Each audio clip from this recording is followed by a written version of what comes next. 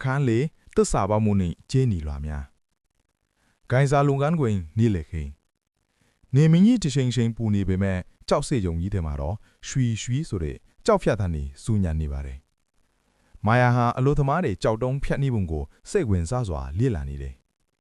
အဲ့ဒီခေတ်မှာတာမဏီမပေါ်သေးပါဘူးဒါကြောင့်ကြောက်တုံးကြီးတွေကိုဖြတ်ဖို့အတွက်ကျင်းနီကော့ပါနဲ့လှုပ်ထားတဲ့လွှားတွေကိုသုံးရပါတယ်ဒါပေမဲ့ကျင်းနီကပြော့တာကြောင့်ကြောက်တုံးကိုဓာတ်ရိုက်ဖြတ်လို့မရပါဘူးဒီတဲတွေကိုလွှမ်းသွားအောင်မှခံပြီးတိုက်ရတယ်ဇာယက်ကမာယကိုရှင်းပြရင်းတဲချမ်းကွာဆန်တွေကိုကျင်းနီလွှားအောင်ဖြူးဖိလိုက်တယ်တဲရီရဲ့ပုတ်တိုက်အားကြောင့်မာကျော်တဲ့ကြောက်တုံးကြီးတွေပြတ်တောက်သွားတာကိုတွေ့လိုက်ရတော့မာယာအံ့ဩသွားတယ်ဒါဟာစိတ်ရှည်တီးကံမှုလို့တဲ့ပညာရပ်ပဲဇာယက်ကချွေးတွေကိုတုပ်ရင်းပြောတယ်အဲ့ဒီအချိန်မှာပဲစစ်သေးတွေရောက်ချလာပြီးအလုံသမားတန်းလျားဘက်ကိုစုညမ်းစွာဦးတည်သွားကြတယ်တန်းလျားများရှိရာရှားချောစမ်းပျောက်သွားတဲ့ကျင်းနီလွှားတွေနဲ့ဥယီချီးဆဲတွေဒီနားမှာပဲရှိရမယ်ဘိုးချုပ်ကာမွန်ကြီးအတန်ကမိုးချွင်တန်းလိုဟိန်းထွက်လာတယ်ကျင်းနီဟာအဲ့ဒီခေတ်ကရွှေလောင်နီးပါးတန်ဖိုးရှိတဲ့သသူပါစစ်သေးတွေကဇာရဲ့ရဲ့တဲကိုဝင်ရောက်မွေးနှောက်လိုက်တဲ့အခါတွေ့ပါပြီဘိုးချုပ်ဒီမှာပါစစ်သေးတယောက်ကဇာရဲ့ရဲ့အိယာအောက်ကနေကျင်းနီလွှားသွားအသစ်ဆက်ဆက်မာချောင်းကိုဆွဲထုတ်ပြလိုက်တယ်ဇာရဲ့အမျက်လုံးပြူးသွားတယ်ဒါကျွန်တော်ယူတာမဟုတ်ဘူးတယောက်လားထည့်ထားတာဇာယညင်းဆန်ပေမဲ့ကာမွန်ကနားမထောင်ပါဘူးတပ်တွေကခိုင်းလုံးနေပြီမင်းကဒီကရိယာတွေကိုခိုးပြီးမောင်ကိုစေးမှာရောင်းစားကိုကြမ်းနေတာပဲဖမ်းလိုက်ကြကာမွန်ရဲ့မျက်နှာမှာမင်းညစ်တဲ့အပြုံးတကူပေါ်လာတယ်ဇာယကိုချိုးတော့ပြီးခေါ်ဆောင်သွားတဲ့ကိုကြည့်ရင်မာယာဒေါဒထန်လုံးလို့လက်သီးကိုချစ်ပါအောင်စုပ်ထားမိတယ်ဒါဟာကာမွန်ရဲ့နိုင်ငံရေးလှုပ်ချံမှုဆိုတာသူမသိနေတယ်ညာချမ်းအချင်းမာယာသူမရဲ့တငယ်ချင်းဆေးရမှာလီနီလာရှိရာဆေးဘေးခန်းတယ်လီစီပြေးသွားတယ်နီလာဇာရက်ကိုကဲမဖြစ်မယ်သူအဖြစ်မရှိဘူးမာယာကအမောတကောပြောတယ်ငါကြားပြီမာယာဒါပေမဲ့ငါတို့ကဘာလုပ်နိုင်မှာလဲကာမွန်ကအာနာရှိတယ်နီလာကစိုးရင်တကြီးပြောတယ်ငါတို့မှညံရှိတယ်လေညကဇာယန်ရဲ့တဲနာမှာချီယာလျာပြက်နေတာတခုခုတော့ရှိရမယ်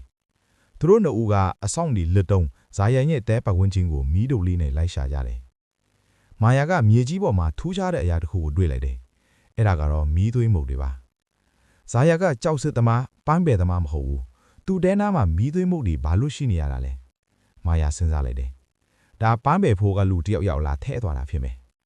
သူတို့ခြေတန်းလိုက်နေရင်စခန်းအပြင်မှာမြေကမ်းနားကပန်းပယ်ဖိုးဟောက်တစ်ခုစီရောက်သွားကြတယ်အဲ့ဒီမှာကာမွန်ရဲ့လူယုံတယောက်နဲ့ကုံတယ်တယောက်စကားပြောနေတာကိုတွေ့လိုက်ရတယ်ဒီချင်းတွေကအကောင်းစားတွေပဲကာမွန်ကဈေးကောင်းကောင်းပေးဖို့မှာလိုက်တာတကယ်တမ်းခိုးသူကကာမွန်ကိုယ်တိုင်ပါပဲသူကပစ္စည်းတွေကိုခိုးထုတ်ရောင်းစားပြီးဇာယတ်ကိုခေါင်းစဉ်သာဖမ်းဆီးခိုင်းခဲ့တာပါအမှန်တရားဖော်ထုတ်ခြင်း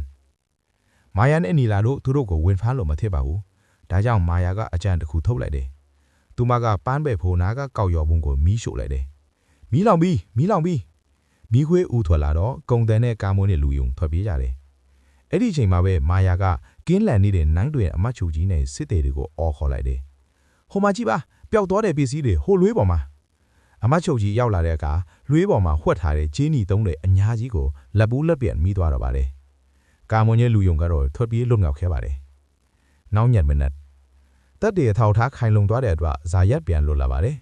ကာမွန်ကတော့သူ့လူယုံကလွတ်သွားတာပါဆိုပြီးရှောင်ထွက်သွားပြီးမြဲသူ့အစီအစဉ်ပြတ်သွားလို့ဒေါသအကြီးအကျယ်ထွက်နေတယ်ဇာယတ်ကတဲရှည်မှာစောင့်နေတဲ့မာယာနဲ့နီလာကိုတွေ့တော့ပြေးဖက်လိုက်မလို့ရမထင်းလဲကတော့မင်းတို့ညအသက်ကိုကဲခဲ့ပြန်ပြီဇာရဲ့မျက်လုံးမှာမျက်ရည်စားတွေဝေးနေတယ်တငယ်ချင်းတွေပဲဒီလောက်တော့ရှိမှာပေါ့နီလာကပြုံးပြီးပြောတယ်